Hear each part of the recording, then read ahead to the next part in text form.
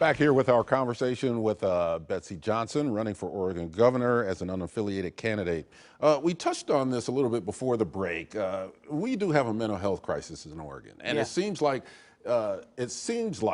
we have too many people who need mental health services and not enough places to take them, appropriate places to take them. What's your solution to this?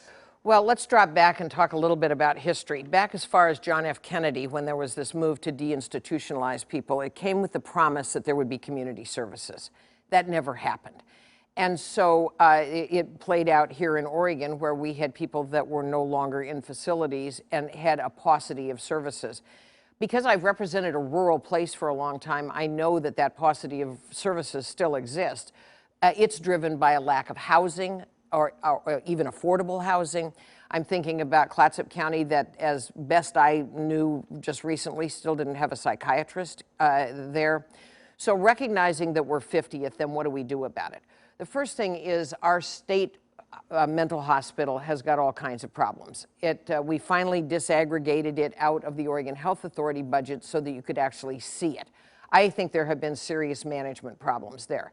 That's been exacerbated by the shortage of workers that was driven by COVID and how difficult the work was.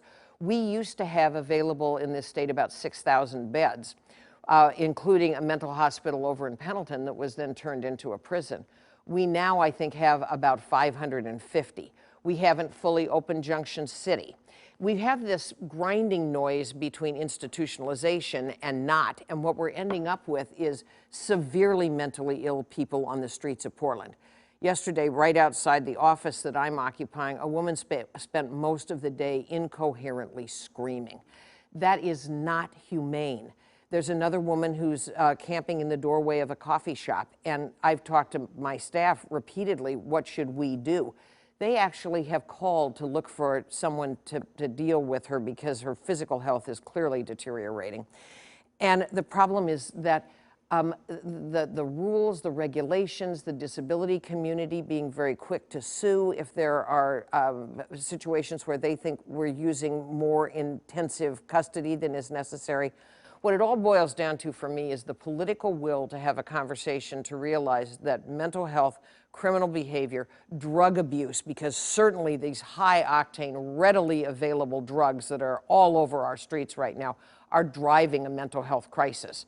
This isn't the kind of marijuana even that was that of the 60s. This is pretty high-octane stuff, and when you've got poisonous drugs like fentanyl and the rest of it is exacerbating a mental health crisis, but I think we've got to recognize the connectivity between all of these things, and it's going to result in having a very tough conversation about what do you do with drug addicts or mentally ill people who are not best suited to make decisions for themselves. Should they be institutionalized for their own protection and the protection of others? And we do need more institutions there. We do. When I'm governor, I would open up Junction City to its full capacity. I would make sure that the state hospital was run optimally. I would try to figure out what are their staffing shortages. Can we incentivize people to come and work in those facilities? I don't know what exactly collapsed the unit, didn't collapse, but didn't allow the Unity Center to reach its full potential. The whole notion of Unity was it was going to be like air traffic control to say, where do we triage people to for the fastest service? I want to go back to the schools for a second, because part of my plan, when you ask me about gun violence, would be that I would bolster mental health services in the schools. We have now measured the academic damage that we've done to our kids. I don't think with the horrible test scores that we're getting back, but I don't think we've adequately measured their social and emotional deterioration or their mental health deterioration after 2 years of forcible exclusion from the schools. I would absolutely pack the schools with school nurses, mental health experts, school resource officers, trusted adults, so that we could continue to watch when there are warning signs of mental deterioration associated with weapons or just mental deterioration associated with some kid going out and throwing himself off a parking structure. Our mental health situation in Oregon has reached, I think, crisis proportions. We've got to treat it with urgency, and we've got to prioritize remediation, both in our schools and on the streets. Again, it comes back to law enforcement in many instances, and then some creative thinking on where you take people that are decompensating, where the regulations are not so stifling. We tried to have a safe room in one of the hospitals that I represented when I was still in the legislature, and when they brought out the big book of bureaucracy that said all the requirements, it became cost prohibitive. I can't help but believe that there are smarter ways to deal with those populations that are not just mired in red tape and bureaucracy and the potential of lawsuit.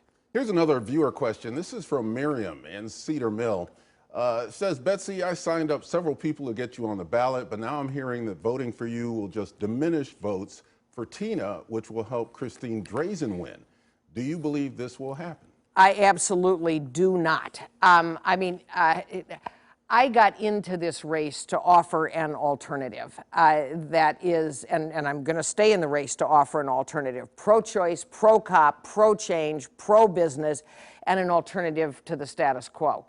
I am very excited about being on the ballot. I am absolutely convinced that there is still a pathway. People are so hungry for change at this particular point that I believe that this is a viable candidacy. And I mean,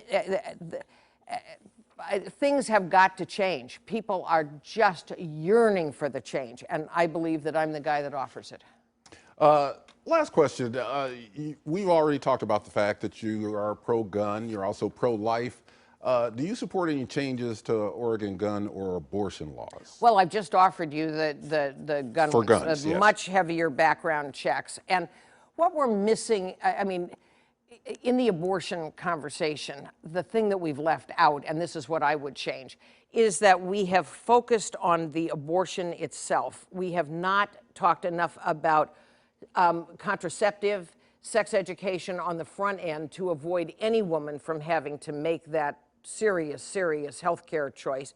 And we have made it difficult to adopt. A woman that I know is about ready to adopt a child. She is going to go to China to adopt that child. It makes me question, what is it about kids here?